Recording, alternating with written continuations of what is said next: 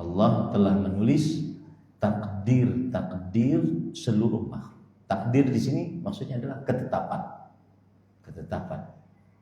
yang Allah telah tetapkan untuk makhluk seluruhnya.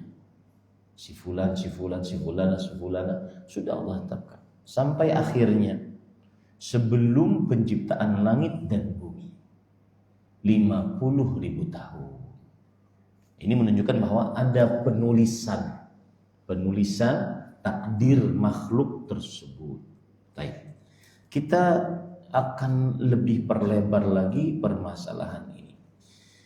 Tadi itu adalah dua dalil dari Al-Quran dan hadis Rasul Sallallahu Alaihi Wasallam tentang penulisan takdir. Apa yang ditulis? Ketetapan Allah untuk seluruh makhluk.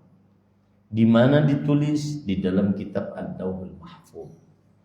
Siapa yang menulis? Pena yang diciptakan oleh Allah Subhanahu wa Ta'ala. Pena yang diciptakan oleh Allah Subhanahu wa Ta'ala. Kapan ditulisnya? 50.000 tahun sebelum penciptaan langit dan bumi. Nah, para ikhwah yang dirahmati oleh Allah Subhanahu wa Ta'ala, di antara dalil yang menunjukkan bahwa terjadi penulisan dari Al-Quran, saya tambahkan, adalah surat An-Naml ayat 75. Surat An-Naml ayat 75. Wa ma min ghaibatin fis sama'i wal ardh illa fi kitabim mubin.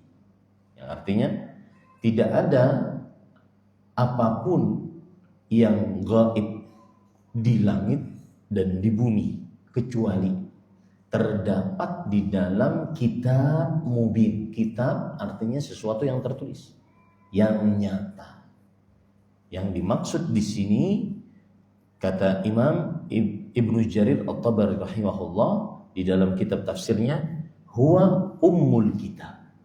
Nah, ini nama lain dari Al-Lauh Al-Mahfuz. Dia adalah ummul kitab, induknya kitab. Ummul kitab. Sebagaimana Al-Quran ada ummul Quran, yaitu surat Al-Fatihah. Induknya Al-Quran surat Al-Fatihah. Maka ada ummul kitab, yaitu Al-Lauh Al-Mahfuz. Dia adalah ummul kitab. Alladzi athbata Rabbuna fihi kullama huwa kain. Yang mana Allah Subhanahu wa Ta'ala menetapkan di dalam kitab tersebut setiap yang terjadi. Setiap yang terjadi. Min ladun ibtada'a khalqihi ila yaumil qiyamah. Dari mulai Allah menciptakan makhluk sampai hari kiamat. Makhluk yang diciptakan oleh Allah bukan hanya manusia, jin sebelum manusia. Ya, malaikat sebelum manusia diciptakan oleh Allah Subhanahu wa Ta'ala. Itu Allah tulis juga ketetapannya di dalam kitab tersebut. Jadi dia memang ummul kitab, induknya kitab. Nah, ini dalil. Surat apa tadi? An-Naml ayat 75.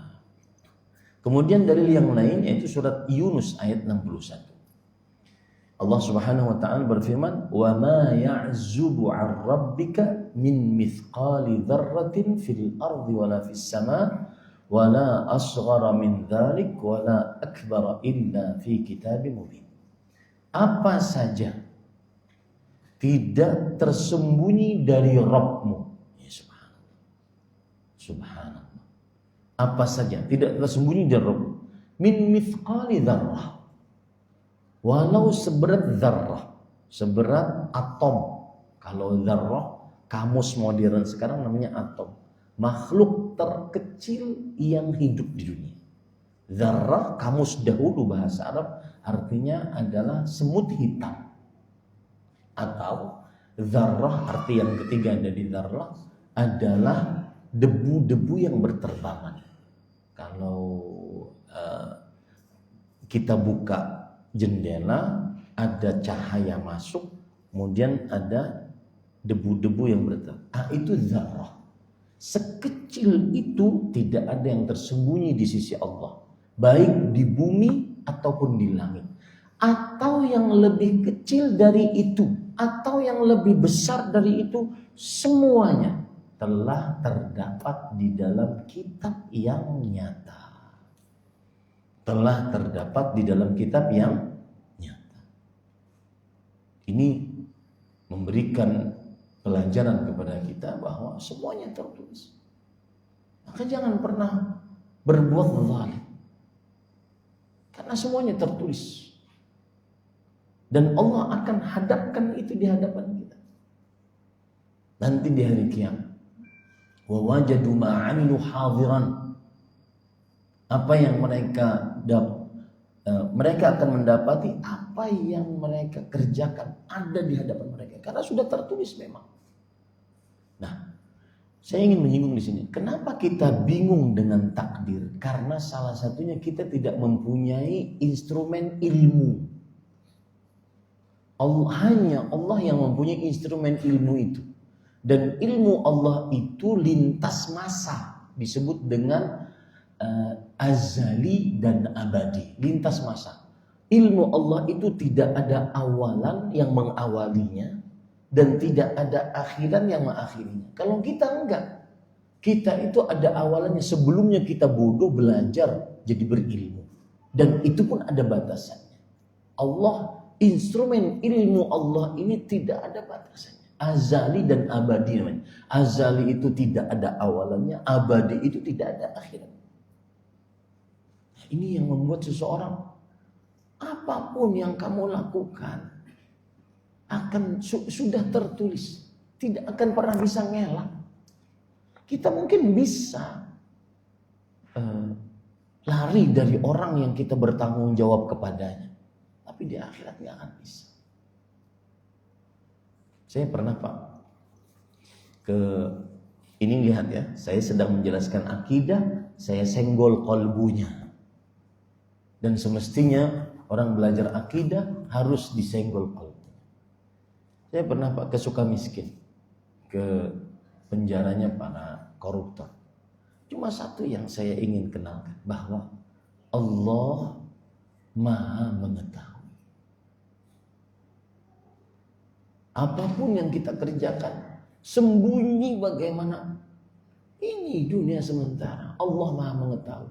Semua kelakuan Bapak Ibu tercatat. Bahkan sebelum dilakukan sudah tercatat di dalam kitab ulama. Makanya para ulama mengatakan, silahkan kamu berbuat maksiat, asalkan bisa mengelak di hadapan Allah atas catatan Allah, dan itu mustahil. Ya.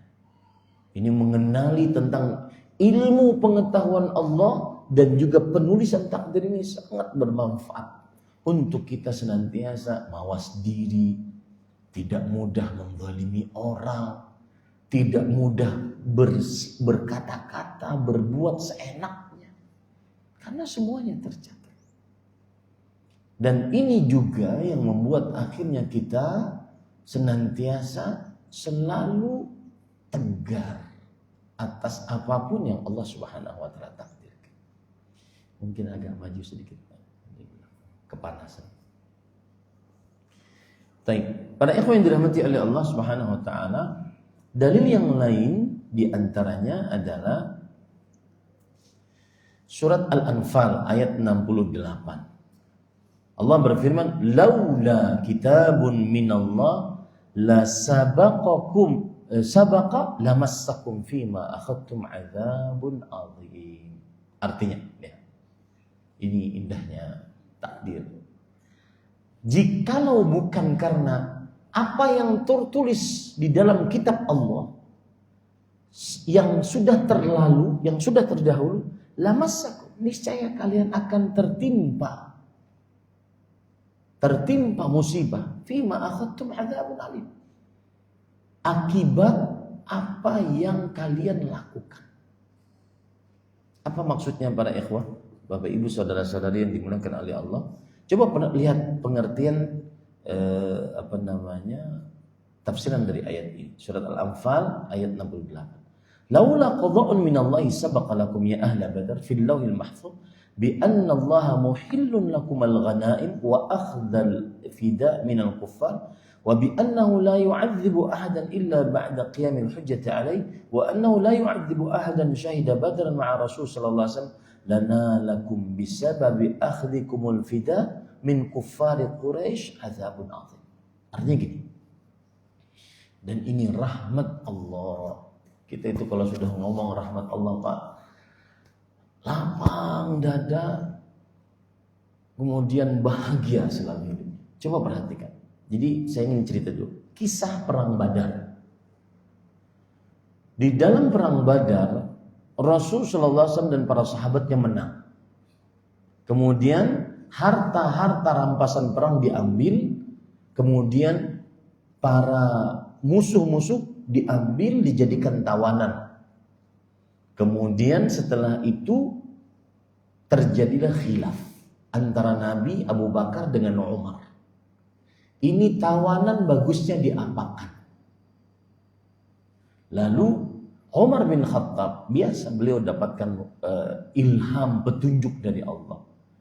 Tidak, itu tawanan semuanya, bunuh wahai Rasul. Selama mereka baligh dan memerangi kita, bunuh. Tidak perlu kita untuk kita simpan tawanan tersebut, kemudian kita ambil kompensasi dari tawanan tersebut.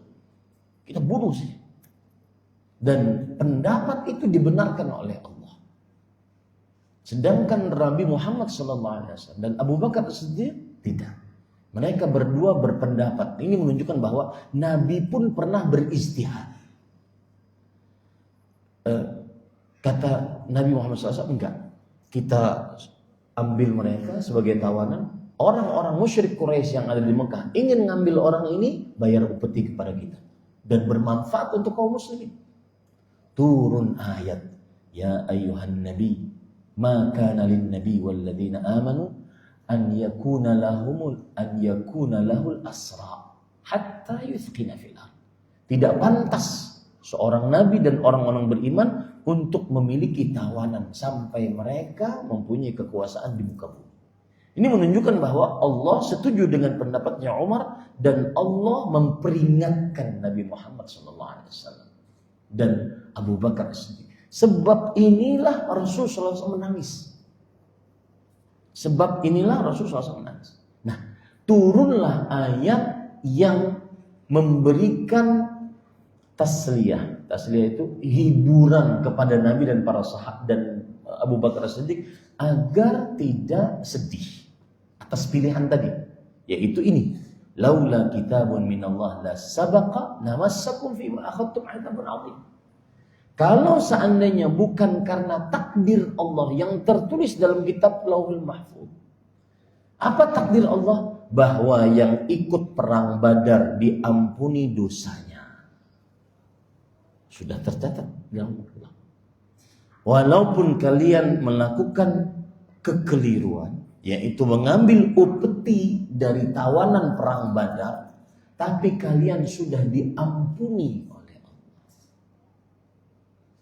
Ini yang menunjukkan bahwa apa faedahnya, Pak?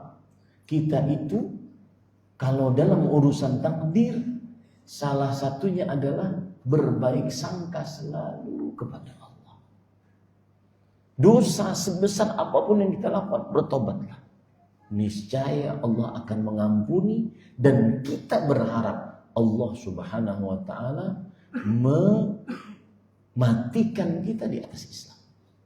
Itu faedahnya. Karena kita tidak tahu apa yang Allah telah tetapkan dalam kitab Allah. Kita cuma bisa berharap kepada Allah yang menulis kitab tersebut. Semoga kita di dalam mati yang husnul khatimah. Mati yang diridhoi oleh Allah. Mati yang dicintai oleh Allah. Begitu ya Pak ya. Ini faidah dari memahami bahwa semuanya sudah tertulis dalam kitab Lauhul Mahfuz. Sedikit hadiah lah. Biasa saya tidak bisa bawa hadiah dari Madinah karena kemarin baru datang ke Madinah. Berduaan saja dengan istri untuk umroh, kemudian ke Madinah. Kemudian ada oleh-oleh dari Masjid Nabawi, yaitu majlis ilmu. Saya hadir di majlisnya Syekh Abdul Razak bin Abdul Muhsin. Ada faedah menarik. Waktu itu hari Sabtu, beliau membaca kitab Taisir Karimur Rahman pada ayat wa huwal ghafurul wadud. Dan Allah Maha Pengampun dan Maha Mencinta. Salah satu hikmah kenapa Allah gandengkan nama Allah Maha Pengampun dengan Maha Pencinta, karena ketika seorang hamba dia bermaksiat lalu bertobat, Allah ampuni dosanya.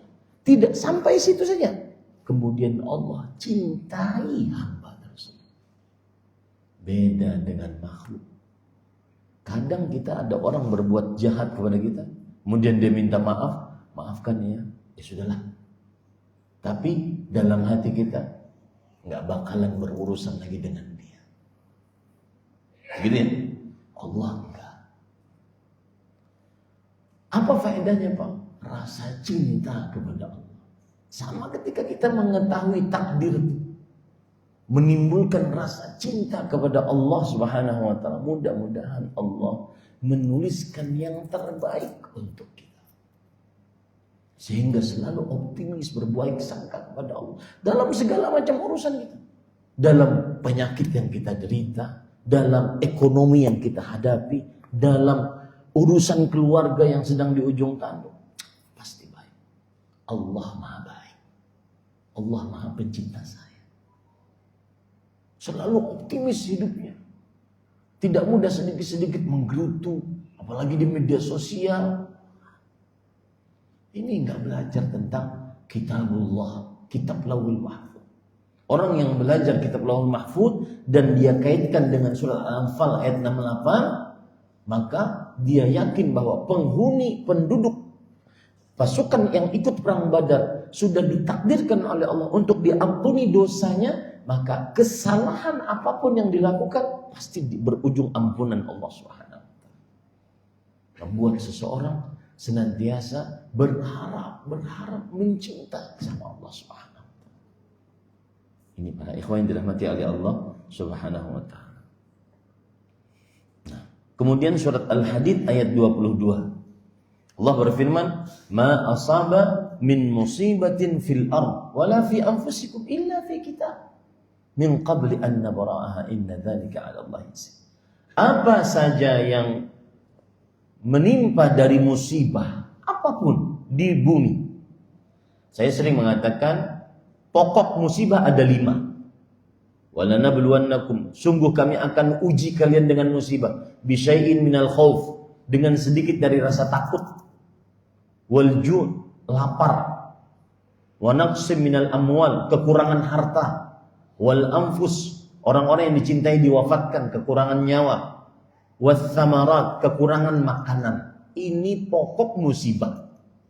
Rasa takut, rasa lapar, kekurangan harta, kekurangan nyawa, kekurangan musibah. Ini pokok musibah. Maka apa saja musibah yang menimpa di bumi atau pada dirimu, inna fi kitab, itu semua sudah tercatat dalam kitab Lauhul Mahfuz. Min qabli an nabra'ah, sebelum terjadinya.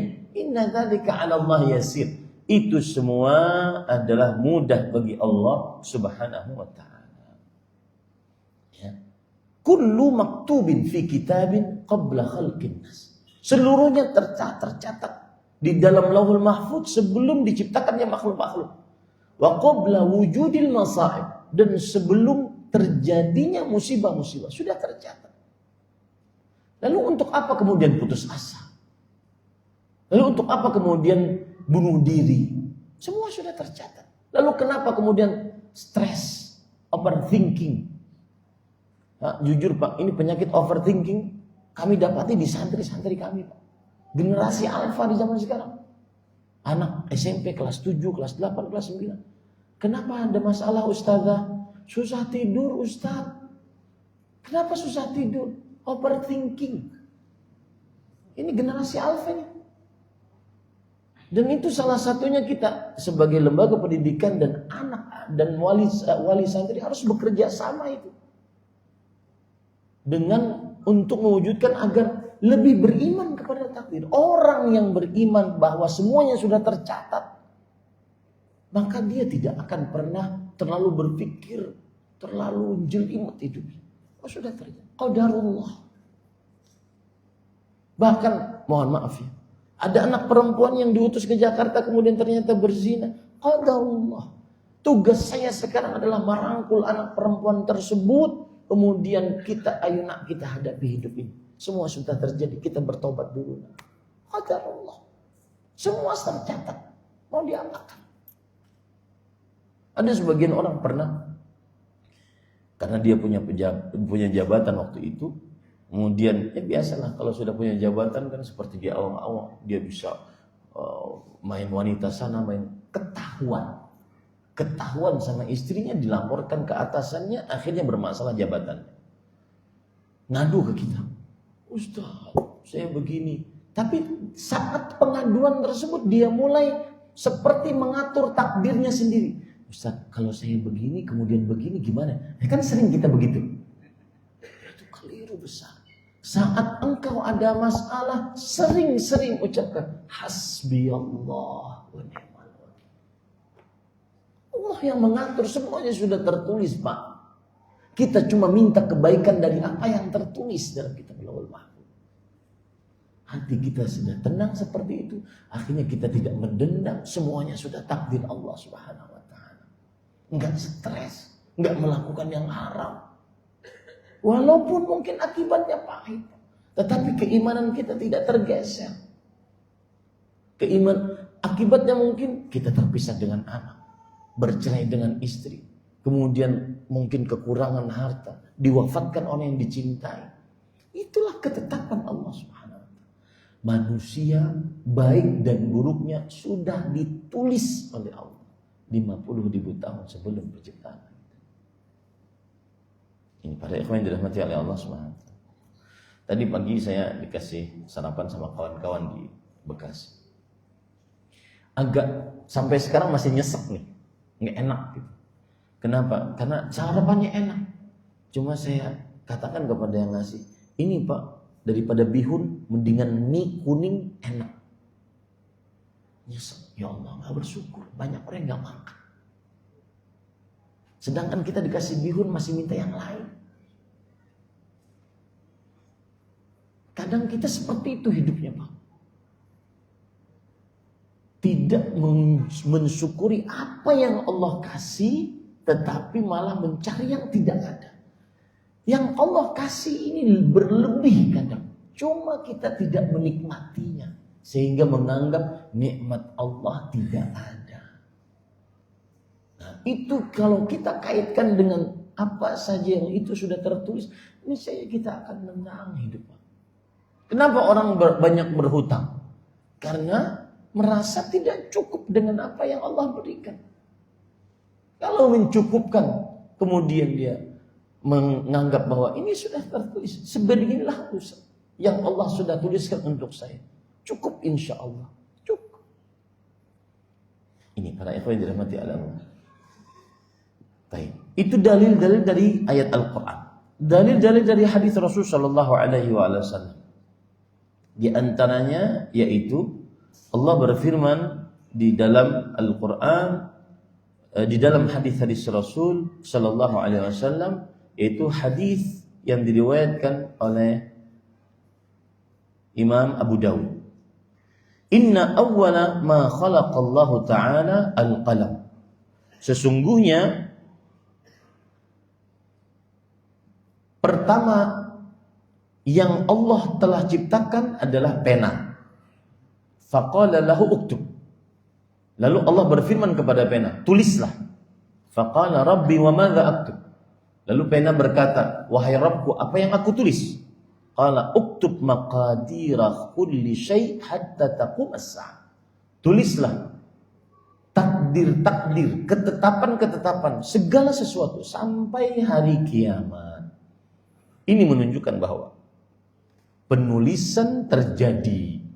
Ini menunjukkan bahwa penulisan terjadi. Nah, kemudian setelah itu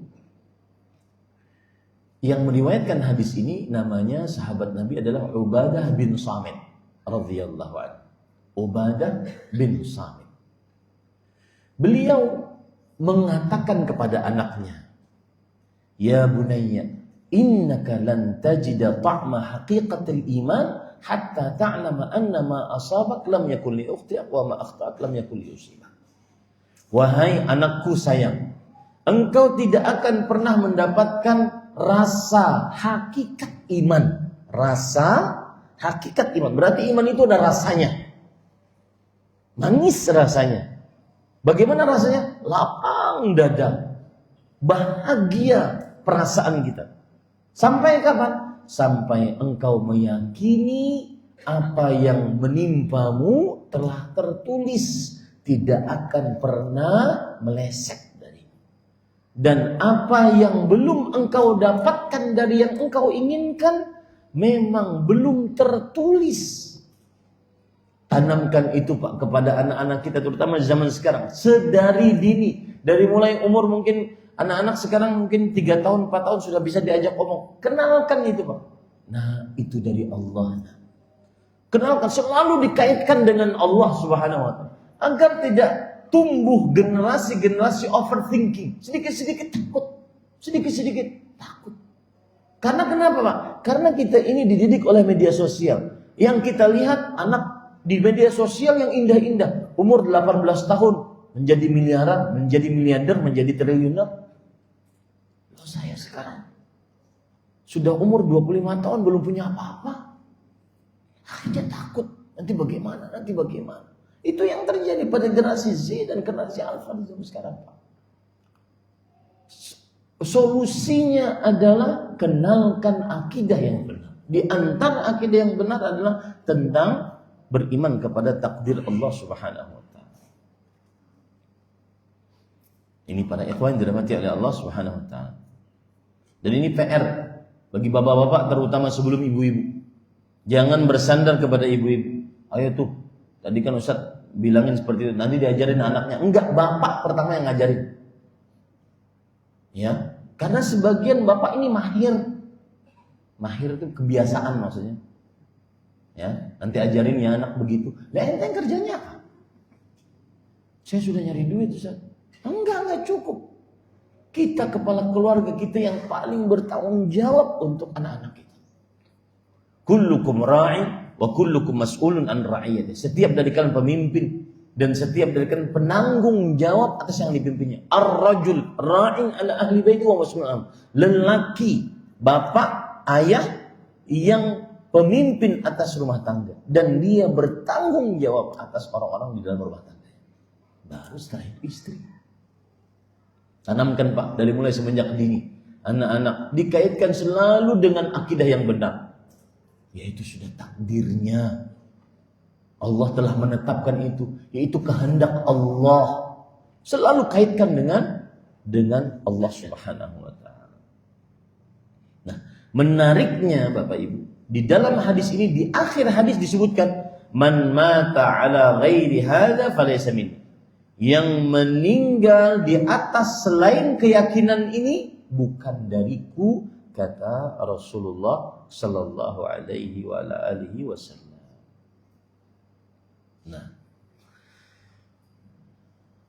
para ikhwan yang dirahmati oleh Allah, saya akan bacakan tadi dalil-dalil dari Al-Quran, hadis Rasul. Sekarang saya akan bacakan perkataan-perkataan para ulama tentang penulisan ini.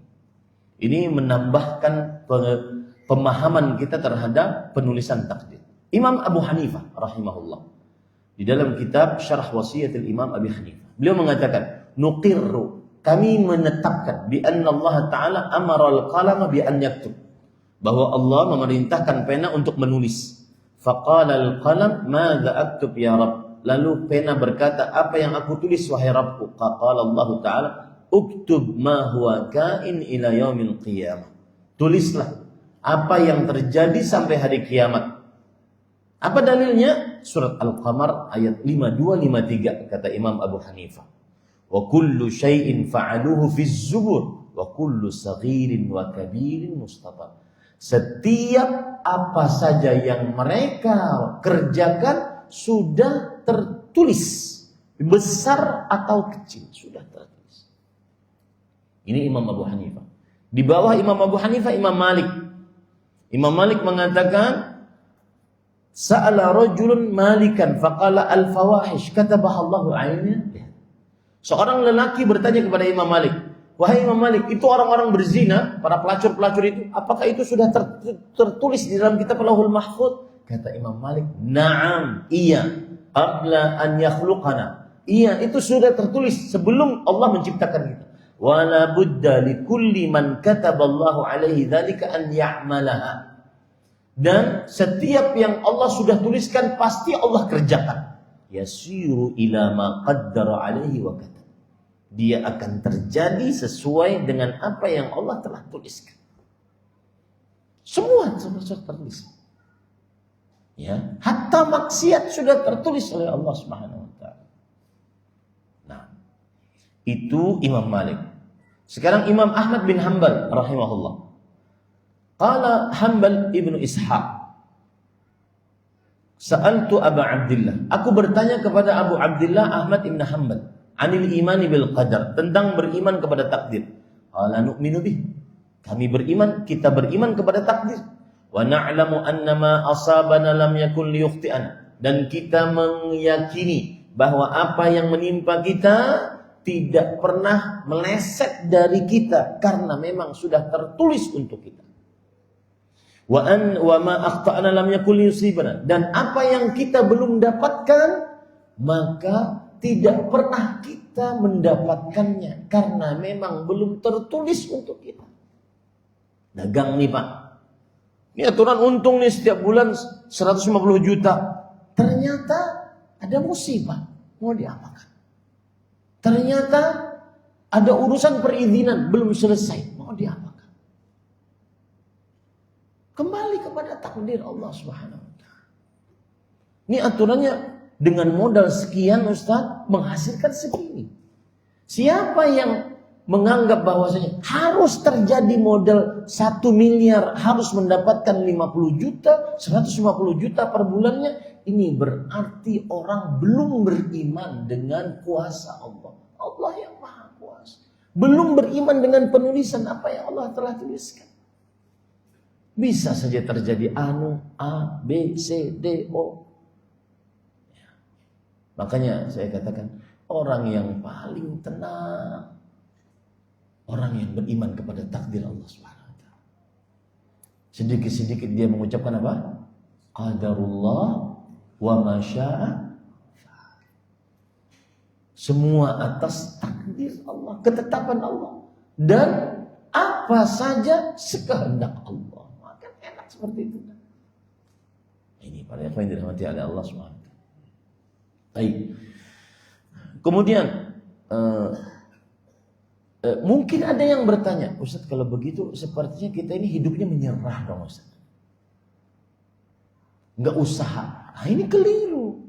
Tetap ikhtiar, cuma setelah berikhtiar sandarkan hasilnya kepada apa? Apa yang Allah telah tetapkan. Inilah hasil usaha saya. Dan Allah Subhanahu wa taala yang menetapkan. Ini pada ikhwan yang dirahmati Allah. Ini Pak, air nih. Di depan mulut saya cuma beberapa senti saja. Kalau memang Allah belum takdirkan untuk saya, dan Bapak, Ibu semua menolong saya memasukkannya, kira-kira bisa masuk setetes. Sebaliknya, kalau ini di depan mulut singa, tapi Allah tetapkan untuk saya di dalam kitab Lauhul Mahfuz, saya akan meminumnya seluruhnya tanpa tertetes untuk singanya. Kira-kira saya bisa dapatkan enggak? Itu iman. Itu beriman kepada takdir. Membuat seseorang kokoh, tegar, selalu bersandar hanya kepada Allah. Tidak mudah mengeluh, tidak mudah putus asa, tidak mudah mengerjakan yang haram. Disentil sedikit oleh Allah, tidak mudah mengerjakan yang haram. Ada orang Pak,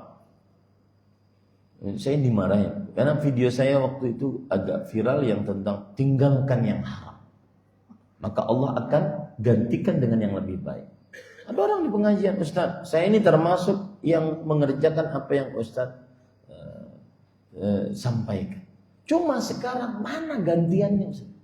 Hidup saya sekarang terkatung-katung, hutang di mana-mana. Mana gantian yang Ustaz janjikan? Maka saya katakan, sebentar Pak, Bapak kerja di instansi riba berapa lama? 25 tahun. Itu tidak perlu dicuci Pak. Dosanya nggak perlu dicuci itu.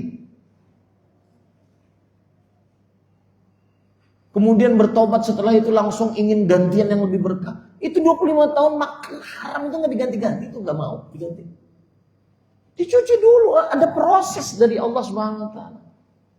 Hatta na'lamal mujahidin minkum was-sabirin wa nabluwa akhbarakum. Sampai kami mengetahui kalian itu benar-benar iman enggak? Sabar enggak? Harus ada ujian. Dari balik taubat ada ujian sampai Allah tahu benar enggak imannya ini benar atau dusta imannya. Nah, ini Bapak Ibu saudara-saudari yang dimuliakan Allah. Ada sebagian orang yang kesel dengan kenapa saya keluar ya bertobat, akhirnya hidupnya seperti ini. Jawaban yang kedua atas orang yang seperti tadi adalah, Pak, Bapak bertobat untuk apa? Untuk dunia atau untuk terselamatkan akhirat? Takut siksa Allah Subhanahu wa taala. Nah, pada saat itu beliau tidak bisa jawab. Karena sebagian ada orang bertobat hanya untuk dunia. Makanya dia susah untuk bertobatnya. Ustaz, alhamdulillah saya berhenti bekerja di instansi ribawi. Tapi Ustaz, tahun depan. Bukan sekarang. Oh, kenapa tahun depan? Masih ada cicilan Ustaz. Seakan-akan yang menolong dia adalah kerjanya di sini. Enggak bisa ya. Tinggalkan, Allah akan tolong. Dan pertolongan Allah perlu perjuangan, perlu ketekunan, perlu keseriusan. Dan itu pun sesuai dengan apa yang Allah Subhanahu wa taala tetapkan di dalam kitab Lauhul Mahfuz. Nah, kemudian perkataan yang lain yang sangat menarik juga adalah perkataan dari Abul Hasan Al-Asy'ari rahimahullah. Di dalam kitab Risalah ila Ahli Saqr, beliau mengatakan, ajma'u, para ulama bersepakat ala annahu ta'ala qad qaddara jami'a af'alil khalqi wa ajalihim wa arzaqihim qabla khalqihi lahum wa athbata fi lawhil mahfuz jami'a ma huwa ka'in ila minhum ila yaumi yub'atsun. Para ulama bersepakat bahwa Allah Subhanahu wa taala telah menetapkan seluruh perbuatan makhluk, ajal mereka, rezeki mereka sebelum diciptakan mereka untuk mereka. Dan Allah menetapkan itu di dalam kitab Lauhul Mahfuz. Seluruh apa yang akan terjadi sampai hari dibangkitkan manusia. Dan dalil akan hal tersebut adalah surat Al-Qamar ayat 52-53 tadi. Ini para ikhwan yang dirahmati oleh Allah Subhanahu wa taala. Mungkin pernah saya ceritakan juga seorang pendeta masuk dalam agama Islam. Waktu itu saya masih kerja di Damam. Ada orang dari negara Filipina, pendeta masuk dalam agama Islam. Dia bertanya kepada saya, Ustaz, saya alhamdulillah diberi Allah oleh Allah Subhanahu wa taala petunjuk masuk Islam. Mudah-mudahan kita semua diwafatkan dalam agama Islam. Cuma bapak saya yang juga pendeta, kira-kira boleh enggak saya berdoa untuk beliau agar diampuni dosa? Saya bilang, di dalam syariat kita ada aturan tidak boleh. Kemudian dia nangis. Kenapa Ustaz? Kenapa saya saja yang dapat petunjuk Ustaz? Lalu nanti di surga saya enggak ketemu dengan bapak. Apa jawabannya? Jawabannya, semuanya sudah tertulis dalam kitab Al-Mahfuz. Kita makhluk Allah. Kita makhluk Allah. Allah yang menetapkan. Allah sang raja. Kita budaknya. Wa ma rabbuka bidzallamin lil 'abid. Rabbmu tidak pernah menzalimi hamba-hambanya. Nah, itu adalah poin kedua. Mudah-mudahan menambah keimanan kita tentang penulisan takdir. Ats-tsalits, yang kedua, Al-imanu bi anna jami'al kainat la takunu illa bi masyiatillah ta'ala. Sawa'un akanat mimma yata'allaq bi fi'li aw mimma yata'allaq bi fi'li makhluqin. Qala Allah Ta'ala fima yata'allaq bi fi'li wa rabbuka yakhluqu ma yasha' wa yakhtar. Wa qala wa yaf'alu Allah ma yasha'. Wa qala huwa alladhi yusawwirukum fil arhami kaifa yasha'.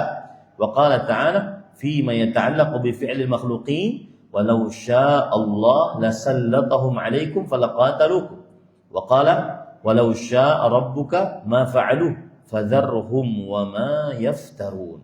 Yang ketiga, jadi beriman kepada takdir ada 4 kandungannya.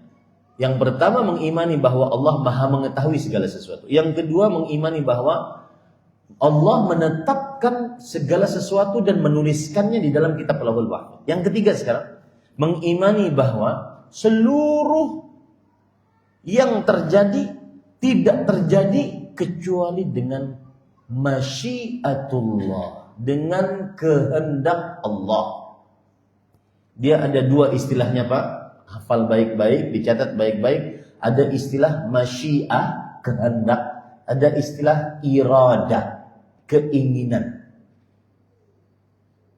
Masyiah dan iradah.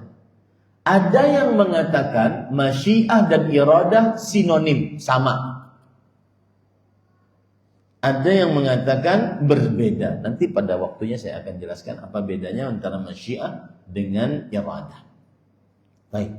Kita tulis dulu poin yang ketiga, mengimani bahwa seluruh yang terjadi tidak terjadi kecuali atas masyiatullah, atas kehendak Allah Subhanahu wa ta'ala. Atas kehendak Allah Subhanahu wa ta'ala. Apa istilahnya kehendak tadi? Masyiat. Istilah yang kedua apa? Iradah. Baik. Baik hal tersebut, artinya semua yang terjadi itu atas kehendak Allah, baik hal tersebut berkaitan dengan perbuatan Allah atau berkaitan dengan perbuatan makhluk-makhluk Allah. Perbuatan Allah atau perbuatan makhluk-makhluk Allah. Perbuatan Allah seperti apa? Dalam surat Al-Qasas ayat 68. Dan Rabbmu mencipta apa yang dikehendakinya dan memilih apa yang dikehendakinya. Di sini kita berbicara tentang perbuatan Allah, mencipta perbuatan Allah. Allah mencipta sekehendaknya dan memilih sekehendaknya. Allah mencipta sekehendaknya dan memilih sekehendak Allah Subhanahu wa ta'ala. Kemudian tentang perbuatan Allah juga dalam surat Ibrahim ayat 27.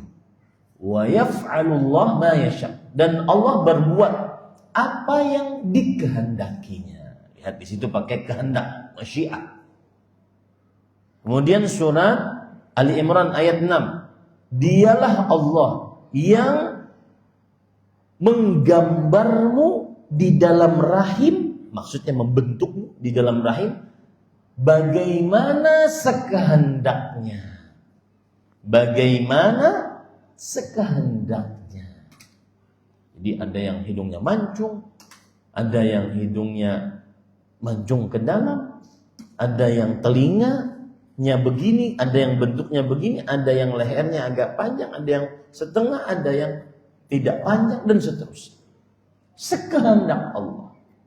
Yusawwiru kum fil arhami kaifa yasha. Sekehendak Allah Subhanahu wa ta'ala. Ini juga kalau orang memahami benar-benar, dia akan menerima apapun ketetapan Allah. Pernah suatu ketika, Pak, ini kejadian. Saya cerita-cerita seperti supaya bisa memaklumi di dalam kehidupan kita sehari-hari ya, Pak ya. Ada seorang ibu yang mengandung selama 9 bulan. Capek, Pak, ngandung 9 bulan itu. Apalagi kalau sudah semakin membesar, tidak bisa tidur dengan terlentang, harus tidur begini, itu pun nafas nggak enak dan seterusnya. Memang benar seperti yang disebutkan oleh Allah Subhanahu wa taala, qurhan ala qurh. Yaitu sulit semakin sulit. Makanya sangat durhaka seseorang yang durhaka kepada ibunya. Karena dia mengandung semakin sulit. Nah, setelah sedemikian capek lalu melahirkan, ternyata yang dilahirkan, mohon maaf saya tidak mencela, tetapi ini kejadian. Ternyata yang dilahirkan bayinya sumbing. Langsung dilempar bayinya. Ini kejadian nyata. Enggak, saya nggak mau. Bukan bayi saya itu. Subhanallah. Orang ketika memahami Allah berfirman, "Huwallazi yusawwirukum fil arham kaifa yasha." Dialah Allah yang menggambar kalian di dalam rahim sekehendaknya. Maka akan terima. Ini kehendak Allah. Jujur Pak, berbicara seperti ini mungkin mudah Pak. Bagi yang mungkin hidupnya aman-aman saja dari kecacatan. Tapi yang cacat, Ustaz mungkin enak ngomongnya. Anak-anaknya begini, anak-anaknya begini. Enggak ada. Tapi saya sekarang dalam tahap pengajaran Pak. Dan mudah-mudahan apa yang saya ajarkan bermanfaat untuk diri saya sebelum Bapak Ibu. Kalau seandainya ada sesuatu yang tidak sesuai dengan ekspektasi kita, maka apa? Sandarkan itu semua atas kehendak Allah, masyiatullah. Makanya kalau kita melihat sesuatu yang tidak kita sukai, kita mengucapkan apa? Qadarullah wa masya'a fa'al. Semua ketetapan Allah dan apa saja atas kehendak Allah. Sudah selesai. Atas kehendak Allah.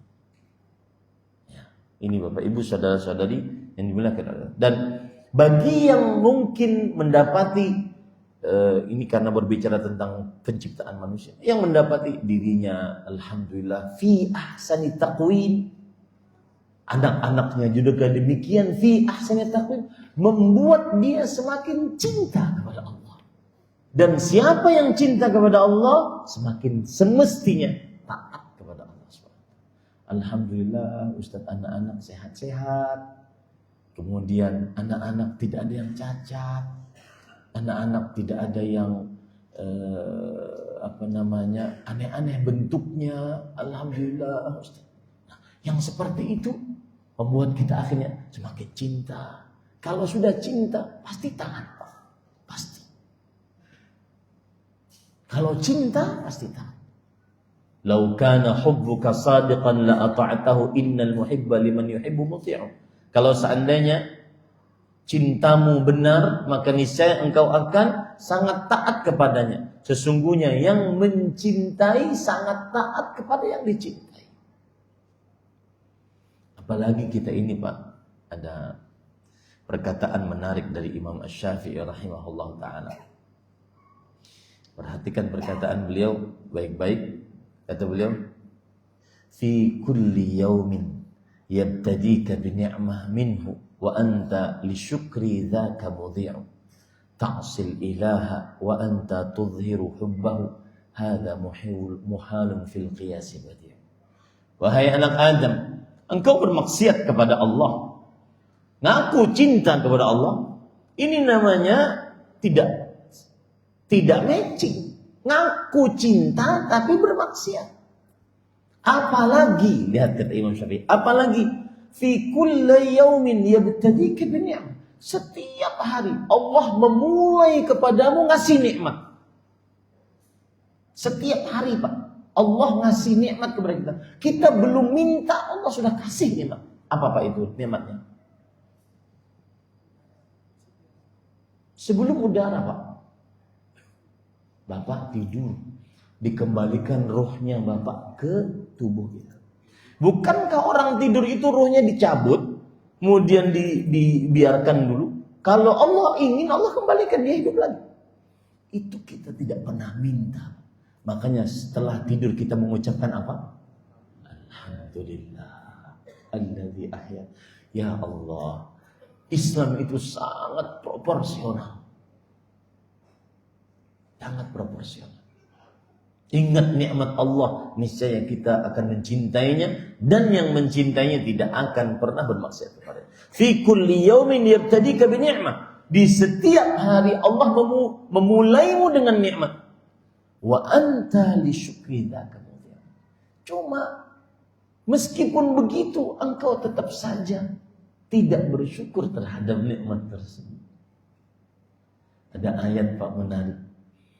Allah berfirman di dalam Al-Quran, wa atakum min kulli ma sa'altum. Allah memberi kepada kalian apa saja yang kalian minta. Yang menarik dari tafsiran ayat ini surat Ibrahim.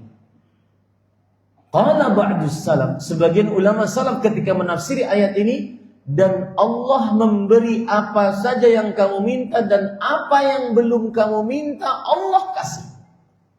Kurang ini Bapak Ibu saudara-saudari yang dimuliakan oleh Allah SWT. Dan ini pelipur lara bagi yang sedang banyak masalah, bagi yang hadir ke sini mungkin sedang gak enak hati Ustaz, pernikahan di ujung tanduk Ustaz. Ujung tanduk itu gimana? Anak durhaka Ustaz, sampai sekarang belum ketemu kemana dia Ustaz, bingung saya.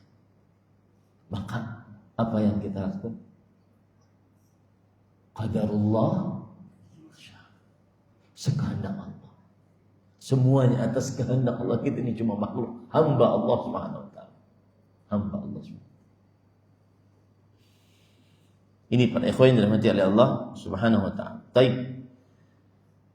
Kemudian ya. Itu kira-kira yang disebutkan tentang poin yang ketiga, yaitu beriman bahwa seluruhnya atas kehendak Allah Subhanahu wa taala. Baik terhadap perbuatan Allah atau perbuatan hamba. Nah ini. Perbuatan hamba diantaranya surat An-Nisa ayat 90.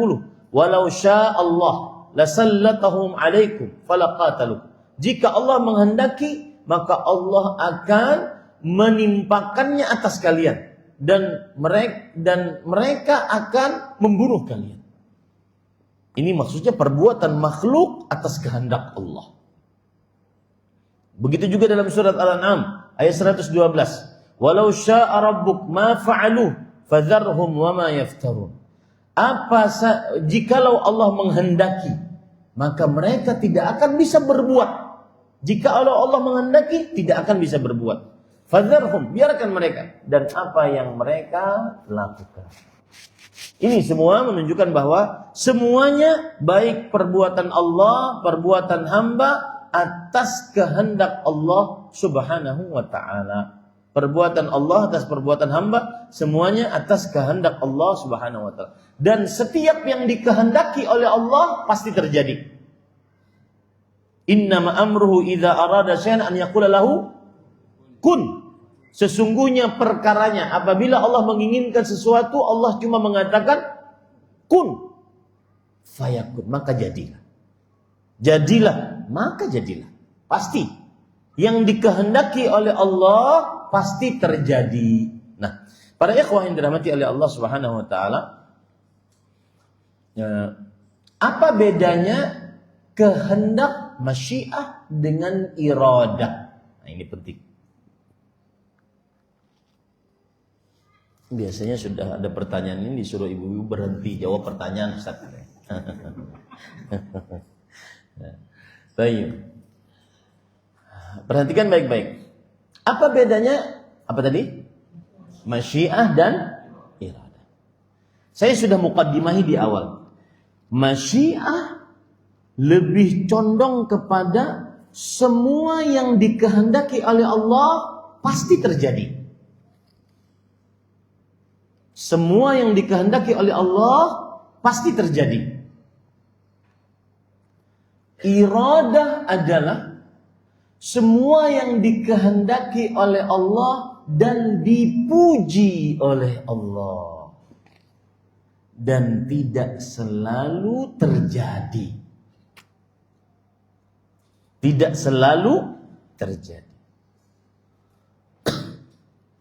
Contoh, Allah Subhanahu wa taala menginginkan Bukan hanya sekedar menghendaki dan menginginkan, iradah.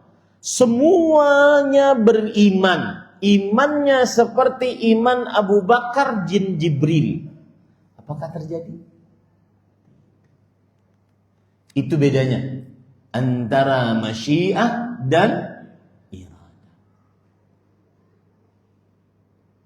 Masyiah adalah kehendak Allah, dan semua yang dikehendaki Allah pasti terjadi. Sedangkan iradah lebih ada kaitannya dengan kehendak Allah yang disukai, dipuji oleh Allah, dan tidak mesti terjadi. Allah menginginkan seluruh orang muslim sholat. Sholat nggak seluruhnya? Itu berarti berkaitan dengan apa? Iradah.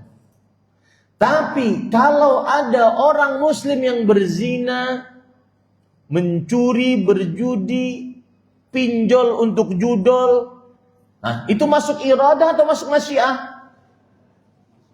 Nah, bingung Ustaz. Masyiah.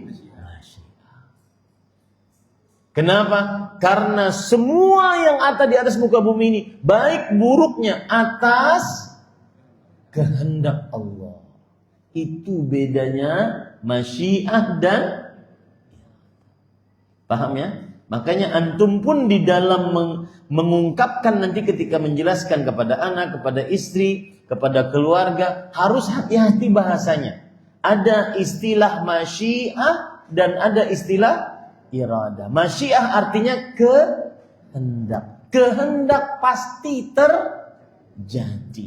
Iradah artinya keinginan, tidak selalu terjadi. Paham ini para ikhwan? Baik. Kalau ada yang bertanya, Ustadz, ada orang pinjol judol, itu kehendak Allah enggak? Iya. Iradahnya Allah enggak? Enggak. Kehendak Allah iya. Kenapa? Innama amru idza arada syai'an an yaqula lahu kun fayakun. Ini pada ikhwan yang dirahmati. Itu bedanya antara masyiah dan iradah. Ini kalau ada ulama yang membedakan antara masyiah dan iradah. Sebagian ulama yang mengatakan, oh enggak, iradah iya masyiah, masyiah ya iradah. Nah, kalau ada yang menyatakan bahwa masyiah ya iradah, iradah ya masyiah, maka pembagiannya berbeda sekarang. Perhatikan baik-baik. Itu tadi pembagian yang kalau kata para ulama, masyiah maknanya tersendiri, iradah maknanya tersendiri. Paham ini sampai sini? Ya. Apa tadi bedanya? Kalau masyiah pasti terjadi. Mau dicintai oleh Allah, tidak dicintai oleh Allah, pasti terjadi. Kalau iradah tidak selalu terjadi, tetapi pasti dicintai, dipuji oleh Allah Subhanahu wa taala. Ini kalau ada bedanya masyiah dan iradah. Taib. Kalau seandainya ulama yang mengatakan, oh antara masyiah dan iradah sama. Lalu bagaimana itu yang melakukan maksiat? Apakah itu juga masyiah Allah? Maka kita katakan begini pembagiannya. Ada namanya iradah kauniyah. Ada namanya iradah syar'iyah. Iradah kauniyah inilah yang disebut dengan masyiah. Iradah syar'iyah inilah yang disebut dengan iradah saja. Paham ya? Begitu pembagiannya. Iradah kauniyah yang kata Allah kun, maka apa yang terjadi? Fayakun. Jadilah, maka fayakun, jadilah. Paham ya? Iradah kauniyah namanya. Kenapa diambil dari kata apa? Kana yakunu kun. Kaun. Ya. Apabila Allah katakan kun, jadilah, maka jadilah. Apa tadi istilahnya? Iradah kauniyah.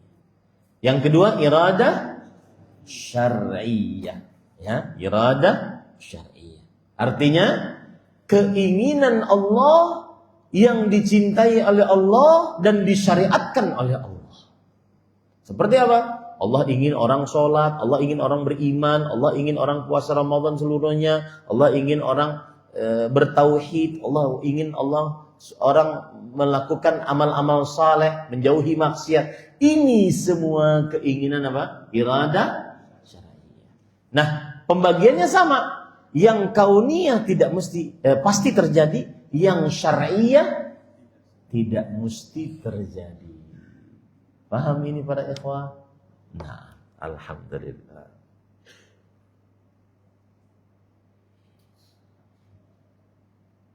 Saya ingin nanya sekarang kepada Bapak Ibu.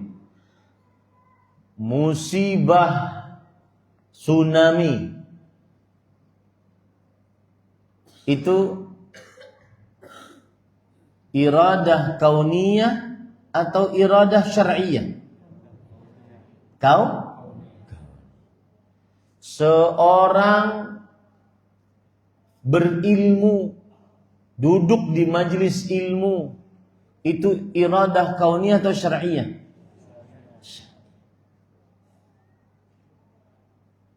Ada ibu yang menjawab, kauniyah juga dong Ustaz.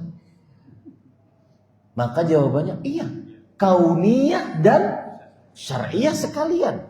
Karena tidak terjadi itu kecuali atas kunnya Allah, atas kunnya Allah. Tapi itu syar'iyah, dicintai oleh Allah. Baik. Ada orang bilang begini, Ustaz, saya ini bekerja di instansi ribawi. Oke. Bukankah ini kehendak Allah? Saya enggak sholat. Ini kan kehendak Allah. Kemudian ada orang lagi yang bilang begini, Ustaz, saya enggak bisa baca Quran. Ini sepertinya kehendak Allah. Maka yakin banget lagi.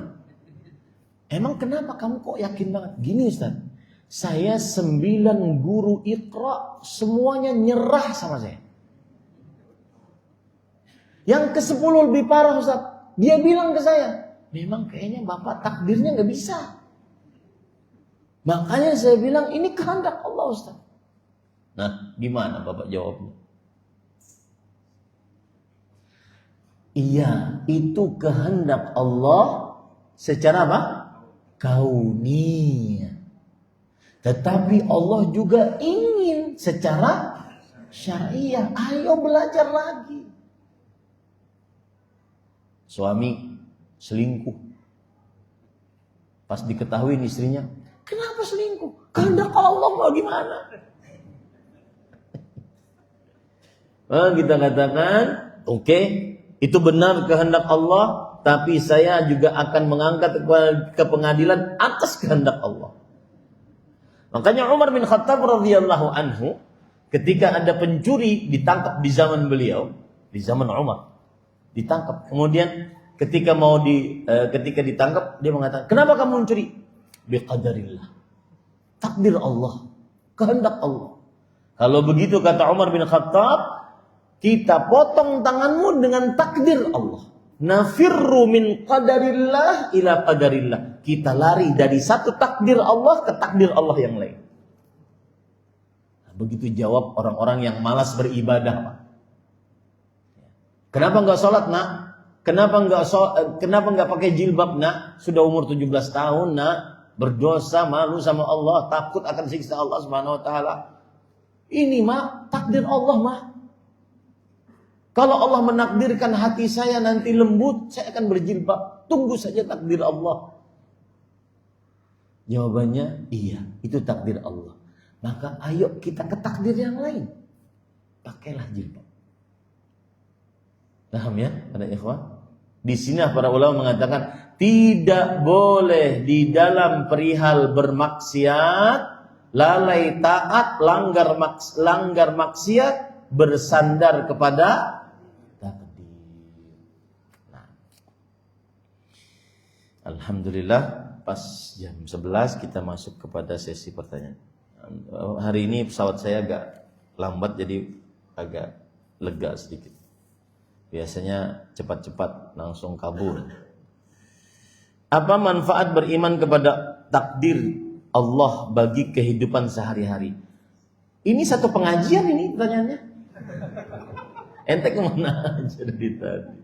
Manfaatnya banyak. Nanti akan disebutkan juga secara khusus oleh Syekh. Di antaranya membuat kita yang paling utama, terutama di zaman sekarang, adalah lebih berbaik sangka kepada Allah. Tidak banyak terlalu overthinking, kemudian takut. Dan subhanallah para ikhwah, perhatikan baik-baik. Ada faedah menarik dari Fadilat Syekh Dr. Yasir Ad-Dawsari, Imam Masjidil Haram Makkah. Beliau mengatakan, anugerah pertama yang Allah berikan kepada orang yang mulai berhijrah, meniti jalan istiqamah, yang Allah berikan pertama kali saat dia berhijrah, mulai jalan istiqamah, mulai kalbunya memikirkan tentang akhirat, mulai banyak pergi ke masjid, mulai banyak mendirikan sholat, menadah tangan, belajar ilmu agama, membaca Al-Quran, mulai jalan istiqamah, adalah la khaufun alaihim wa la hum yahzanun. Yang artinya orang-orang yang beriman tidak ada rasa khauf, takut, dan tidak sedih. Takut, kata beliau, fima yastaqbil bin hayati. Tidak ada rasa takut nanti besok saya gimana, apa yang akan saya hadapi, bagaimana nasib saya. Tidak takut. Kenapa? Karena dia bersandar kepada takdir. Dia hanya tugasnya memohon takdir yang baik. Makanya setiap pagi kita berdoa apa? Allahumma inna nas'alukal afiyah. Ya Allah, kami memohon kepada Engkau afiyah. Fid dunya wal akhirah. Di dunia dan akhirat. Afiat itu apa? Keselamatan, kesehatan, kenyamanan, ketenangan. Ya. Kita memohon, Allah yang menentukannya. Kemudian, dan tidak sedih. Tidak sedih atas apa? Atas yang telah lalu dari kita, yang telah hilang dari kita. Kenapa? Karena semuanya atas ketetapan. Nah, itu salah satu faedah yang sangat luar biasa dari beriman kepada takdir. Wallahu a'lam. Bagaimana hubungan antara ikhtiar doa dan takdir? Bagus jawabannya. Begini, ada takdir dalam kitab Lauhul Mahfuz, Allah telah tetapkan. Tetapi kita ini kan tidak tahu nih ketetapan Allah untuk kita apa. Nah, maka kita akan berbuat. Kita diperintahkan, bukan akan. Kita diperintahkan oleh Allah untuk berbuat. Wa qul i'malu fasarallahu 'amalakum. Beramallah kalian, Allah akan melihat amalan kalian. Amalan ini sudah tertulis di mana? Lauhul Mahfuz. Ya. Amalan ini sudah tertulis dalam kitab Lauhul Mahfuz. Termasuk amalan ini adalah apa? Doa. Jadi doa termasuk ikhtiar. Dan dia sudah tertulis dalam kitab Lauhul Mahfuz. Pusing Ustaz. Iya. Kenapa? Karena kita tidak punya instrumen apa tadi? Ilmu yang Allah miliki. Ilmunya azali dan abadi. Azali artinya tidak ada awalan, dan abadi tidak ada akhiran. Ilmu Allah meliputi segala sesuatu. Itu yang membuat penulisan takdir mudah bagi Allah, dan itu yang membuat pusing bagi manusia. Kenapa? Karena kita tidak punya instrumen ilmu. Lalu bagaimana Ustaz jawabannya? Ringkasannya gimana? Doa merupakan ikhtiar sebab, dan itu adalah sudah tertulis dalam kitab. Doa ini nanti terdapat pengabulan, tidak terdapat pengabulan, sudah juga apa? Paham ini para ikhwan? Begitu hubungannya. Dan Rasul sallallahu alaihi wasallam bersabda, la yaruddul qada'a illa du'a'u. Tidak ada yang menolak takdir kecuali doa. Nah, ini bagaimana Ustaz? Bukankah yang di Lauhul Mahfuz tidak apa? Berubah.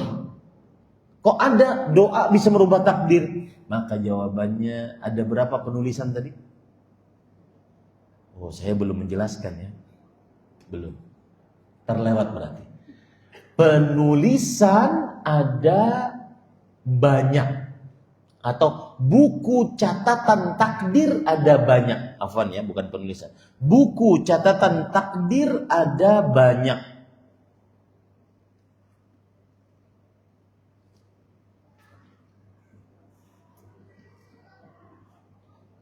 Yang pertama, buku yang tidak berubah dan buku yang paling lengkap, dia adalah Al-Lauh Al-Mahfuz. Yang pertama adalah Al-Lauh Al-Mahfuz. Ini tidak pernah berubah. Yang kedua, buku catatan takdir sepanjang umur manusia. Setiap manusia di sepanjang umurnya ada buku catatan takdirnya. Yang ketiga, buku catatan takdir saat manusia baru diciptakan. 3 bulan di dalam rahim ibunya, datang malaikat diutus oleh Allah untuk meniupkan ruh dan menulis takdir. Menulis apa? Takdir. Rizkinya, ajalnya, amalnya, nasibnya, baik atau buruk, malang atau buntung. 4. Nah, inilah yang berubah. Inilah yang berubah. Kenapa Ustaz berubah? Bukankah ini hasil dari Lauh Mahfuz? Iya, cuma yang di Lauhil Mahfuz rincian dan ending. Sedangkan ini malaikat tidak tahu apa rincian dan endingnya. Paham? Jadi apabila hamba ini berdoa enggak sih? Nah, itu malaikat enggak tahu. Cuma malaikat disuruh nulis rizkinya, ajalnya, apa lagi? Amalnya, nasibnya. Endingnya malaikat tahu enggak? Rinci-rinciannya malaikat tahu enggak? Enggak ada yang tahu. Karena yang rinciannya ada di mana? Paham sekarang, Pak? Yang mana berubahnya? Bukan yang ada di dalam Lauhul Mahfuz, tetapi yang ada di dalam buku catatan takdir dipegang oleh siapa? Malaikat. Oh, ada buku catatan takdir. Iya, ada buku catatan takdir yang dipegang oleh malaikat. Ya. Yang keempat adalah buku catatan takdir 1 tahunan, yaitu ketika Lailatul Qadar. Yang kelima, buku catatan takdir harian. Ya, dan itu semua ada dalilnya dari Al-Qur'an dan hadis Rasul sallallahu alaihi wasallam. Baik. Itulah jawaban apabila ada orang bertanya, Ustadz, bukankah doa bisa merubah takdir? Tetapi kan katanya yang di dalam kitab Lauhul Mahfuz tidak berubah. Kenapa ada doa bisa merubah takdir? Maka jawabannya bagaimana sekarang? Yang berubah di mana? Buku catatan takdir yang dipegang oleh siapa? Malaikat. Dan itu bukan Lauhul Mahfuz. Apa bedanya? Yang di Lauhul Mahfuz yang serinci-rincinya, akhirnya. Sedangkan yang di sini tidak serinci dengan apa yang ada dalam kitab Lauhul Mahfuz. Wallahu a'lam. Itu jawaban pertama. Jawaban yang kedua, yang berubah adalah berkahnya. Kalau dia berdoa, dia akan dapat 1 miliar dalam 1 tahun ini. Dan 1 miliar itu bermanfaat untuk orang banyak. Untuk rahim, kerabat, untuk sosial banyak. Tapi kalau dia tidak berdoa, dia dapat 1 miliar. Tapi khusus untuk dirinya. Berkahnya tidak banyak, cepat habis, cuma dapat tas branded dipajang di lemari-lemari. Ah, Bu. Paham? Yang berubah apanya? Berkahnya. Sama, kalau dia menyambung hubungan rahim, umurnya 63 tahun. Yang tidak menyambung hubungan rahim, umurnya juga 63 tahun. Tapi yang berbeda apa? Berkah.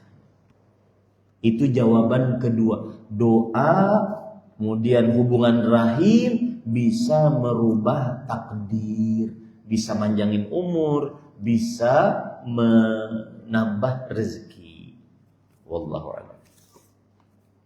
Saya punya masalah dengan kerabat sudah lama tidak bertegur sapa. Saya usahakan untuk berdamai, tapi dia tidak pernah mau. Saya selalu berdoa agar dia mau memaafkan saya. Seakan saya sendiri sudah memaafkan Ustaz kesalahannya. Apakah kalau saya meninggal saya berdosa karena tidak tegur sapa? Mohon pencerahannya. Jawabannya adalah untuk yang ingin berdamai, berbahagialah. Selama keinginan tersebut terus ada dan dia terus berusaha, meskipun tidak disambut tangan, tidak disambut oleh yang kita bermasalah dengannya, maka pada saat itu Allah Subhanahu wa taala tidak membebani seseorang sesuai dengan kemampuannya. Yang paling utama dia ingin berdamai. Sama seperti misalkan, Ustadz saya berbuat baik kepada rahim saya, kakak, adik saya. Cuma gara-gara warisan akhirnya kakak benci saya. Sampai sekarang tidak mau ketemu saya. Maka, tapi saya terus menghubungi, terus berbuat baik, terus menyambung. Maka kata Rasul SAW, kalau ada orang seperti ini, ka'anna tusiffuhumul mal. Seakan-akan ia yang ingin membaiki hubungan tadi, memberikan pasir panas kepada orang yang tidak mau berdamai, dan itu menghinakan orang tersebut. Nah, itu nasihat untuk orang yang ingin berdamai. Adapun yang tidak mau memaafkan, ya akhi, maafkanlah. Mendendam tidak ada manfaatnya. Dan memaafkan di dunia lebih besar pahalanya dibandingkan menuntut balas di akhirat. Nah, ada orang begini, saya diam aja Ustaz, dizalimi saya diam aja, saya nggak akan balas. Tapi dalam hatinya saya tuntut kamu di akhirat. Mendendam dia, Pak. Maka kita katakan boleh, itu hakmu, dan Allah akan memberikan hakmu di hari kiamat. Karena tidak ada kezaliman di sisi Allah Subhanahu wa taala. Cuma memaafkan di dunia dijamin surga yang luasnya seluas langit dan bumi, dibandingkan yang menuntut balas di akhirat. Yang menuntut balas mungkin akan dapat haknya, dapat pahala, tapi belum ada jaminan surga. Wallahu a'lam. Bolehkah kita menerka-nerka takdir yang baik? Misal kita berniat mau bangun sholat malam, dalam hati kita ingin tahu apakah ada catatan sholat malam kita yang ingin kita kerjakan nanti malam. Ada di dalam umul kitab enggak ya? Akhirnya nggak sholat. Paling utama niatkan yang kuat, kemudian berusaha agar bangun malam daripada kayaknya nih. Akhirnya jangankan bangun malam, subuhnya telat. Nah, itu lebih baik dia berniat yang baik, bertekad, kemudian dia berusaha semaksimal mungkin. Itu lebih utama. Wallahu a'lam. Setiap manusia sudah ditakdirkan baik kesehatan ataupun kehidupannya. Saya ada penyakit Ustaz didiagnosa untuk katerisasi. Mohon maaf ya kalau saya salah. Untuk katerisasi, apakah harus ikut anjuran dokter atau kita bertawakal meminta untuk kesembuhan karena perasaan saya ini sudah lebih sehat. Baik. Maksud beliau mungkin dari pertanyaan ini adalah, Ustaz, kalau menurut dokter saya harus kater, ya, mungkin jantung ya. Tapi kalau menurut saya sehat. Maka bolehkah saya cuma berdoa saja sebagai ikhtiar saya, terutama sholat malam, dan tidak melakukan yang tadi? Maka jawabannya iya boleh. Karena doa itu ada dua. Berdoa secara syar'i dan atau sebab itu ada dua. Mengerjakan sebab secara syar'i, di antaranya doa, zikir, sholat malam dan seterusnya, bersandar kepada Allah, kemudian bertawakal, bersedekah, dan secara kauni, yaitu dengan melakukan apa yang disarankan oleh dokter. Dua-duanya diperbolehkan. Ya, dua-duanya diperbolehkan. Wallahu a'lam. Zikir apa Ustadz untuk menghilangkan was-was tersebut karena kepikiran dengan tindakan tersebut? Maka zikir yang paling utama adalah seseorang sering-sering mengucapkan hasbi Allah wa ni'mal wakil, kemudian mengucapkan a'udzubillah minasyaitonir rajim. Karena begini para ikhwan, Allah berfirman dalam Al-Qur'an, wa imma yanzaghannaka minasyaitani nazghun fasta'in billah. Ada dua ayat yang menunjukkan akan hal itu, surat Al-A'raf ayat 200 dan surat Yusuf surat Fussilat ayat 36. Dan apabila ada bisikan syaitan, semua waswas itu sebenarnya bisikan syaitan. Apabila ada bisikan syaitan membisikkan kepadamu, maka mintalah perlindungan kepada Allah. A'udzubillahi minasyaitonir rajim. Atau mengucapkan, sering-sering membaca Al-Ikhlas, Al-Falaq, An-Nas. Dan saya nasihatkan kepada ibu atau bapak yang sudah divonis tadi, sering-sering meruqyah dirinya, terutama surat Al-Fatihah satu, yang kedua surat Al-Baqarah dari awal sampai akhir, ikhtiarkan surat Al-Baqarah. Kemudian yang ketiga surat Al-Ikhlas, Al-Falaq, An-Nas. Rasulullah SAW bersabda, ma ta'awadha muta'awidun bimithlihinna. Tidak ada orang yang minta perlindungan yang lebih kokoh dibandingkan dengan membaca tiga surat tadi, Al-Ikhlas, Al-Falaq, An-Nas. Boleh ditambah dengan Al-Kafirun. Doakan suami saya supaya beliau mengizinkan saya memakai baju lebar dan kerudung besar plus memakai cadar, karena suami saya masih senang lihat saya dan perempuan-perempuan lain memakai baju ketat dan celana levis ketat, dan suami saya masih senang dengan perempuan seksi dan dandanan yang cetar. Ustaz, jazakallahu khair. Ini suami yang normal, suka melihat perempuan, itu normal bagi laki-laki. Cuma lihatnya hanya dari istri. Istri tidak mengapa memakai pakaian yang cetar-cetar di dalam kamar. Ya, agar nanti kalau keluar kamar sang suami tidak melihat yang cetar-cetar dari perempuan lain. Maka saya katakan ini adalah suami laki-laki yang normal, cuma jangan melihat kepada yang diharamkan. Ya, seperti di media sosial ataupun ketika di luar dari media sosial. Nah, ini para ikhwah. Dan nasihat saya untuk suami yang seperti ini adalah, salah satu tujuan menikah adalah menundukkan pandangan. Ya ma'syarasy syabab, man istata'a minkum an yatazawwaj, man istata'a minkum al-ba'a falyatazawwaj, fa innahu aghaddu lil basar. Wahai para pemuda, jika kalian sanggup untuk menikah ada dua macam. Ba'ah ini ada dua artinya, yaitu berjima atau menafkahi. Maka menikah, sesungguhnya menikah menundukkan pandangan. Maka nikmati istri. Dan saya berpesan kepada istrinya, berdandanlah secetar mungkin di hadapan suaminya. Ya, Ustaz sudah punya anak 4, perutnya sudah kemana-mana Ustaz. Maka tidak mengapa, pokoknya yang bisa kita lakukan, lakukanlah, agar suami senantiasa pandangannya terhadap kita saja. Kemudian saya nasihatkan kepada suami yang suka melihat hal-hal yang diharamkan di luar istrinya, baik media sosial ataupun di dunia nyata, maka takutlah kepada Allah, karena mata kita akan diminta bertanggung jawab oleh Allah. Dan juga sebesar keluasanmu melihat yang haram, sebesar itu pula Allah mengurangi rasa cintamu kepada istri. Ya. Sebesar kelapangan seseorang melihat yang haram, sebesar itu pula seseorang berkurang rasa cintanya, sayangnya, syahwatnya terhadap istri. Maka tahanlah. Yang ketiga, nasihat saya untuk suami yang seperti ini, perhatikan baik. Ini perkataan Imam Al-Qayyim.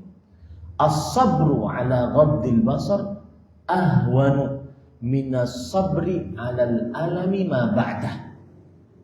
Bersabar untuk menundukkan pandangan lebih ringan daripada bersabar untuk menghadapi penyakit gara-gara kecanduan tidak menundukkan pandangan.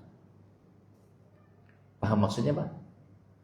Tidak menundukkan pandangan ada bahayanya, ada penyakit yang ditimbulkannya, di antaranya yaitu penyakit qalbu, melihat yang haram-haram, dan itu akan semakin liar, ya. Dan sangat membahayakan. Kalau ada zat untuk menjadikan seseorang kecanduan itu apa namanya? Dopaminnya. Dopamin melihat yang haram itu akan semakin liar.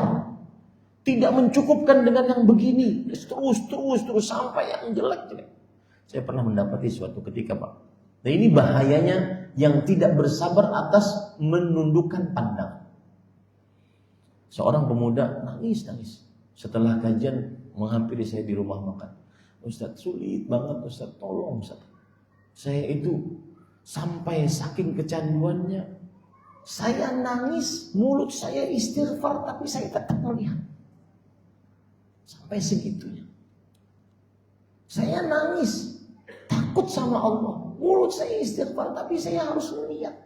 Sampai segitunya. Makanya bapak-bapak, kakek-kakek saya ini yang tidak punya internet di HP-nya, yang monokrom, yang kalau dilempar ke kucing-kucingnya mati, bersyukurlah nggak bisa membuka macam-macam. Bapak-bapak kita yang mungkin dia tidak kenal internet, maka jangan dikasih. Masa-masa mudanya melihat yang di, dan itu kecanduan. Masa-masa tuanya seperti itu, yang aturan lebih kepada baca Al-Quran. Ini para ikhwan yang dirahmati oleh Allah SWT. Wallahu a'lam.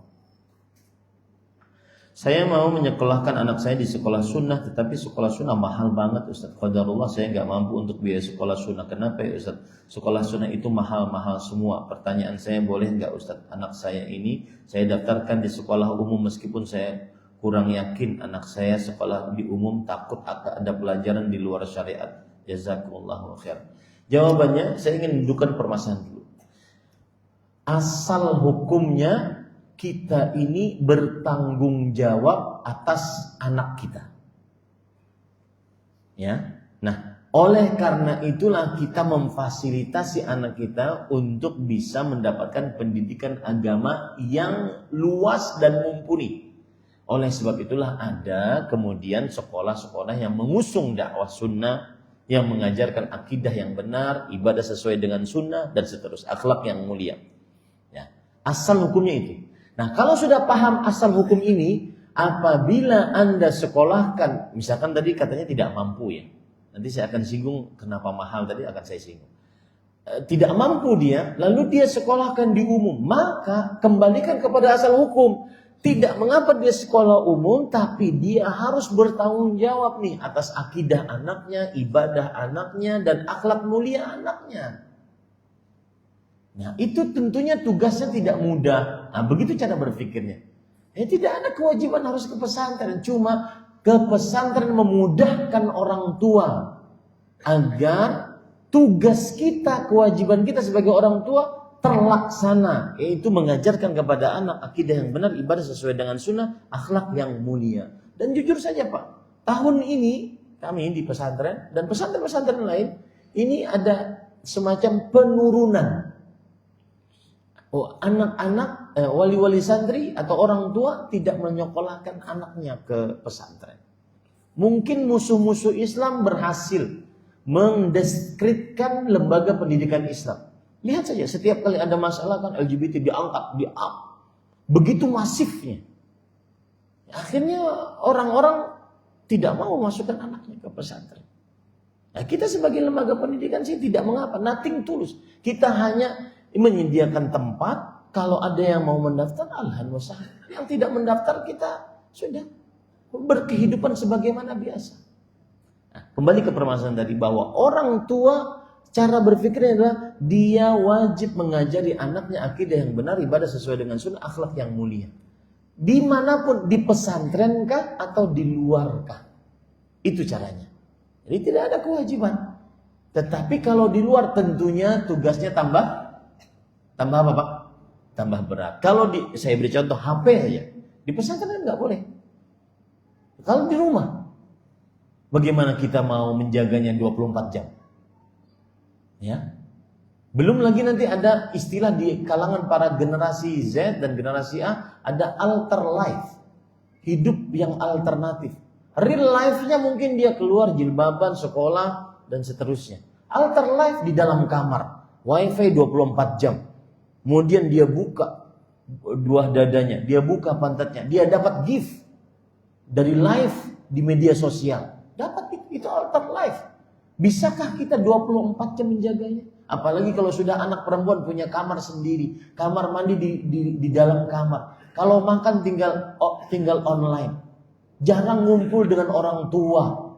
Kalaupun ngumpul diajak makan di rumah, makan masing-masing pegang HP. Mungkin sedang mesan makanan lewat grup WhatsApp keluarga.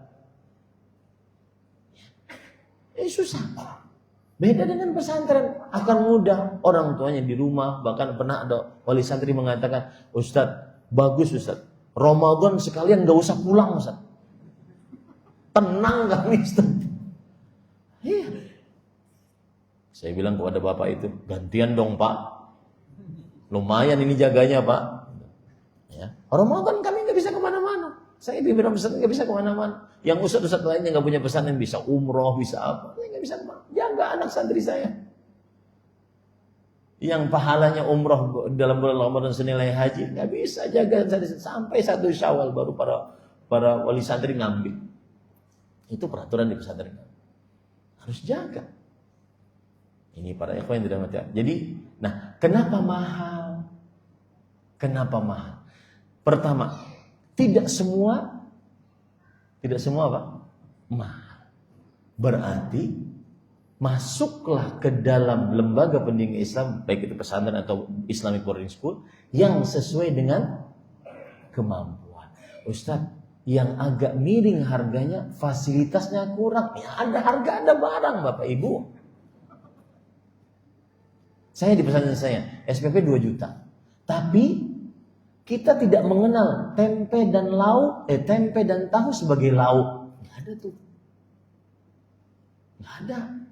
Dan saya sebagai pemimpin pesantren paling marah kepada orang-orang yang di bawah saya kalau santri saya makannya nggak enak.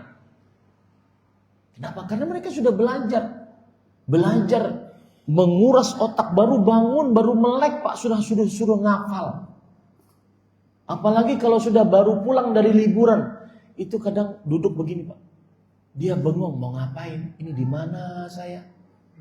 Biasanya enak-enak di rumah, disuruh ke pesantren harus ngafal. Maka makannya harus enak. Sedangkan makanan harus enak, ada duitnya. Begitu. Ada harga, ada. Ustadz, sepertinya kamar mandinya enggak ini Ustadz. Ya begitulah kalau seandainya. Apa? Ustadz ada AC Ustadz, cuma 1 PK. Untuk kamarnya seluas ini Ustadz. Kepanasan anak saya. Harganya ternyata begitu. Nah begitu cara berpikirnya.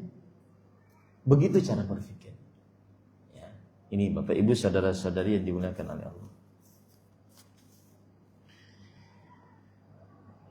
Jadi masuklah sesuai dengan kemampuan. Kalau tidak sesuai dengan kemampuan, maka lihat yang mana yang sesuai dengan kemampuannya.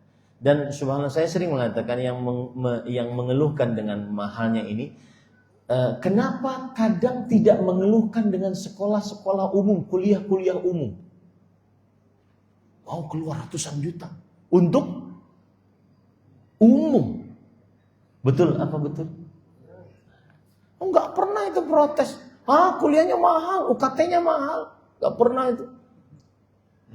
Tetapi giliran untuk agama, untuk yang kita harapkan nanti kalau kita mati, kemudian pahalanya terus mengalir untuk kita, kemudian dia menjadi pendakwah, ahli agama, yang berbicara di hadapan, dan setiap kali dia berbicara, ngajak manusia, manusia dapat petunjuk, orang tuanya dapat pahala. Karena penyebab orang tuanya. Kita terlalu memikirkan biaya, tidak seperti kita mikirkan ketika sekolah umum. Wallahu a'lam. Ustaz, jika seorang perempuan yang selalu menikah dengan suami orang. Jika seorang perempuan yang selalu menikah dengan suami orang, apakah itu sudah takdir dari Allah ya Ustaz? Saya bingung Ustaz, kenapa saya sudah menikah 2 kali tapi selalu dengan yang sudah berumah tangga? Mungkin poligami. Yang satu cerai, kemudian nikah lagi, ternyata dapatnya yang sudah beristri juga. Kenapa nggak dapat perjaka nih Ustaz? Maka jawabannya memang semuanya sudah ketetapan Allah Subhanahu wa taala. Ya.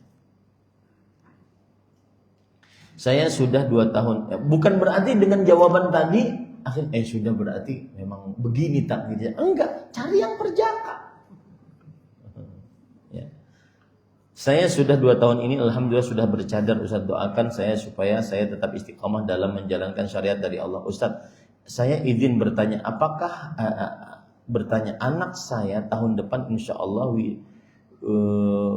wisuda, tapi anak saya mau di saat hadir wisudanya nanti saya tidak boleh pakai cadar. Itu gimana ya Ustaz? Saya harus buka cadar atau gimana? Jangan Ibu, jangan buka cadar. Hadiri acara wisuda bercadar. Carilah ridha Allah sebelum mencari ridha manusia. Jika seseorang mendahulukan ridha Allah, niscaya manusia akan ridha kepadamu. Apalagi di zaman sekarang, cadar sudah menjadi biasa. Ya, tidak usah terlalu malu. Wallahu a'lam. Dan berdoa kepada Allah agar anaknya lembut hatinya untuk menerima ibunya bercadar saat wisuda. Saya mengontrak rumah yang nggak ada kamarnya Ustadz, dan saya mengontrak rumah sudah 3 bulan ini. Anak saya 3-tiganya perempuan dan suami saya ini adalah suami baru saya Ustadz. Saya sebenarnya agak takut kalau suami saya ini berbuat yang tidak baik sama anak-anak perempuan saya, dan saya minta suami saya untuk cari kontrakan yang ada kamarnya, tapi suami saya menolak, nggak mau yang ada kamarnya dengan alasan harganya lebih mahal. Pertanyaan saya Ustadz, bagaimana saya harus lebih bisa menjelaskan kepada suami saya ini? Terkadang saya takut Ustaz, dan jujur saya tidak mau tinggal di kontrakan yang enggak ada kamarnya. Mohon pencerahannya. Jawabannya, para ikhwan yang dirahmati oleh Allah, berdiskusi dengan suami dari hati ke hati. Bukan gini, perempuan itu, istri itu saat meminta bukan sekedar meminta, tetapi dia diskusi. Mas, kita insya Allah merasa percaya dengan Mas, tetapi syaitan lebih licik dari manusia. Maka jadi mintanya dengan cara seperti itu, ajak diskusi, ajak bicara baik-baik. Ya. Kadang-kadang sebagian perempuan kan, saya maunya pokoknya. Nah, kalau sudah pokoknya itu susah. Pokoknya, itu susah untuk diajak diskusi. Wallahu a'lam. Jadi minta kepada suami dengan cara berdiskusi. Wallahu a'lam. Ustadz, saudara-saudara saya banyak yang di Medan, saya di Jakarta. Hanya sebatang kara bersama anak dan suami saya. Tapi suami saya ini adalah suami yang kedua, qadarullah. Suami yang pertama meninggal. Suami saya ini pernah zalim kepada anak-anak perempuan saya, dan anak-anak saya menceritakan semuanya kepada saudara-saudara saya di Medan. Dan saudara-saudara saya di Medan langsung menyuruh saya berpisah, dan juga tidak mau lagi lihat muka suami yang sekarang ini. Mohon solusinya dan jawabannya Ustadz saya, bagaimana cara menjelaskan semua kepada saudara-saudara saya di Medan, karena sudah 2 lebaran ini saya nggak berani untuk pulang ke Medan karena saya takut dan malu karena saya menikah dengan laki yang salah. Jazakumullah khairan, doakan saya. Semoga Allah Subhanahu wa taala memberikan taufik. Yang paling utama sebenarnya suaminya diajak bertobat kalau memang pernah melakukan kesalahan. Kemudian yang kedua, jelaskan kepada keluarga bahwasanya sang suami sudah bertobat. Adapun anak-anaknya yang merasa terzalimi dengan suami dari ibunya, papa sambungnya, maka pada saat itu diajak berdamai. Wassulhu khair, dan perdamaian itu lebih baik. Berat, iya berat. Ya. Itu yang saya katakan tadi. Diajak memaafkan, mungkin tidak mau ketemu, itu hak dari anak-anak pertama dari suami itu tidak mengapa. Wallahu a'lam. Apakah kita bisa merubah takdir buruk yang menimpa kita dengan keluarga kita dengan berdoa agar Allah menjaga kita dengan segala dengan segala mara bahaya dan sebagainya? Iya, bisa, sebagaimana hadis Rasul sallallahu alaihi wasallam. Kenapa bisa? Karena kita tidak mengetahui takdir kita. Allah. Untuk mengqadha hutang puasa pada saat masih sekolah, saya nggak pernah puasa dan sekarang ini saya bertobat Ustaz, minta ampun sama Allah, dan alhamdulillah setiap bulannya saya puasa Senin Kamis, tapi saya niatkan untuk bayar puasa saya yang dulu dan saya puasa Yaumul Bid Ustaz. Pertanyaan saya, untuk puasa bayar hutang puasanya apakah tiap sahur dibaca niatnya ya Ustaz? Niat bayar hutang puasa terdahulu, dan kalau sudah berpuasa Senin Kamis diniatkan bayar hutang, apakah masih boleh ikut puasa Yaumul Bid ya Ustaz? Jazakallahu khair. Jawabannya, hutang puasa ada yang dibayar, ada yang tidak dibayar. Hutang puasa yang dibayar adalah hutang puasa karena haid, karena sakit, karena nifas. Ini hutang puasa yang dibayar. Ya.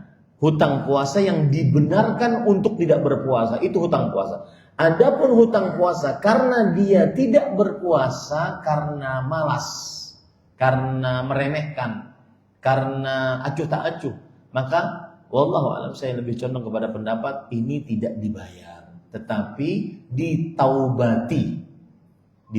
Kenapa?